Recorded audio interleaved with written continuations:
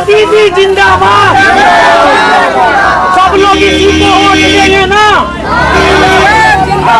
विधानसभा की ये हमारी जीत हो या नहीं हो, लेकिन हमारी एक ही आवाज उठेगी, जो महिलाएं हैं या भाई हैं बेरोजगार हैं, उसके लिए शिक्षा का, न्याय का और सड़क का, स्वास्थ्य के लिए हमेशा आवाज उठाएंगे हम। अंदर में जो पीएम आवास योजना का जो स्टार्टिंग हुआ था, तकरीबन जो गरीब लोग जिनको 1000 रुपया नहीं हो पाया था, उसका निकम्मी सरकार के लिए नौकरी छोड़ नारा इसलिए लगाए हैं कि जी हमारे 4 करोड़ बेरोजगार जो हमारे भाई और बेटा पढ़ लिख कर जो बेकार बैठे हुए हैं, उसके लिए हम लोग धरना प्रदर्शन किए हैं। और जो प्लान है यहाँ पर, जो कि हमारा बिहार कृषि प्रधान है, अभी जो मक्का की खेती हुआ, मक्का की खेती होने के बाद फिर मजदूर जितने हैं सब बाहर चले जाएंगे, उसके बाद वहाँ पर रोपा उपा करके आएंगे। जितने भी मकान उकान बना सब हमारे बिहारी लड़का लोग बनाते। क्यों भाई? इसलिए हम लोग नारा धरना प्रदर्शन लगा रहे हैं ताकि पलायन हम रोक सके, जो इसे यहाँ पर रोजगार लोगों को मिले, जो हमारे बच्चे बाहर नहीं जाए। वैसे कारखाना दिया जाए कि जो पढ़े लिखे है, बेरोजगार है, उसको रोजगार मिले। और इस निकम्मी सरकार, डबल इंजन की सरकार को और केंद्र सरकार को उठा कर फेंकना चाहते हैं, ताकि हमारे भाई और हमारे बेटा लोग जो है पढ़ लिख कर नौजवान जो बैठा हुआ, उन लोगों को रोजगारी मिले। आज आप लोगों ने एक विशेष बैठक भी आई जी, बहुत लोग उसमें आए थे, कार्यकर्ता,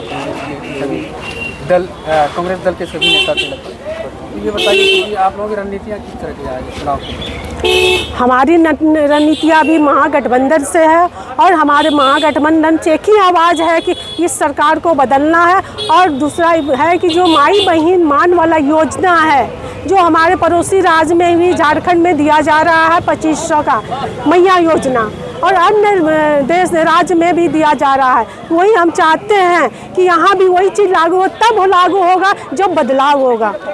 पर्सनल क्या वादा है कि आपके विधानसभा के लोगों को क्या सुविधाएं मिलेगी?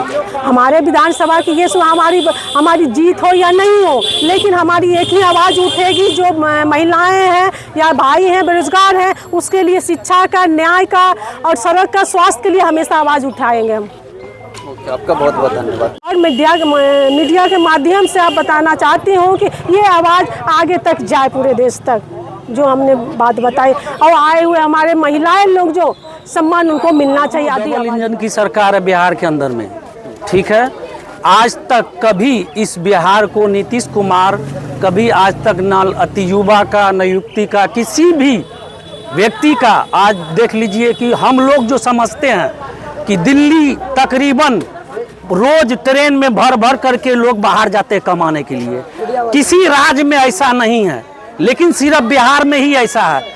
आप देख लीजिए सरकारी कोई भी हॉस्पिटल हो, वहाँ सिर्फ नाम का डॉक्टर है, नाम का दवाई है, लेकिन वहाँ आज तक कोई पेशेंट वही जो जाता है आधा मर के आता है, आधा जिंदा होकर के आता है। दूसरा सवाल, आप स्कूल का भी बात कर लीजिए, शिक्षक तो बहाली हो चुका है, लेकिन क्या करता है, जाता है प्लॉट पे अपना जा कर के सिर्फ वहाँ मोबाइल से हाजिरी भर लेता है, उसके बाद वहाँ से निकल जाता है। उसके बाद हर ब्लॉक के अंदर में जो पीएम आवास योजना का जो स्टार्टिंग हुआ था, तकरीबन जो गरीब लोग जिनको 1000 रुपया नहीं हो पाया था, उसका नाम नहीं जोड़ा गया। जो अमीर लोग जिसके पास मकान है उसी का नाम जोड़ा गया है।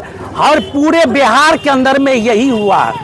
हम लोग अब की बार जो पूर्व मंत्री जमुना प्रसाद जी थे, हमारे रानीगंज विधानसभा में जो किए थे, और रानीगंज विधानसभा से मैं आता हूं, अब उनके पुत्री को हम लोग पूरे रानीगंज विधानसभा के लोग माला जी को हम लोग चुन लिए हैं। टिकट अथवा इसको मिले या ना मिले, लेकिन निर्दलीय हम लोग इसको ऐलान कर देंगे। अब की बारी आप क्या करेंगे कि नहीं करेंगे, बोलिए, हाथ उठा के बोलिए, अब आप भी हाथ उठा के बोलिए, करेंगे।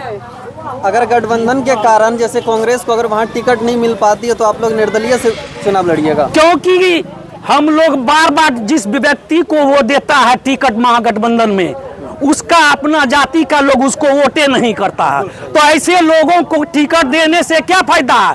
जो कि हम लोगों के रानीगंज विधानसभा में पूर्व मंत्री जमुना बाबू जो किए हैं काम, उसका तो काम हम लोग देखे हुए हैं। इसीलिए उसका पुत्री जो आज तकरीबन 10 साल से मेहनत कर रहा है, हर लोगों का घर घर दरवाजा दरवाजा जो पहुंच रहे हैं, तो हम लोग तो उसका काम देखे हुए हैं। और इनको टिकट मिलता है महागठबंधन में तो जीत इसका 200% सुनिश्चित होगा, याद कर लीजिएगा इस बात को।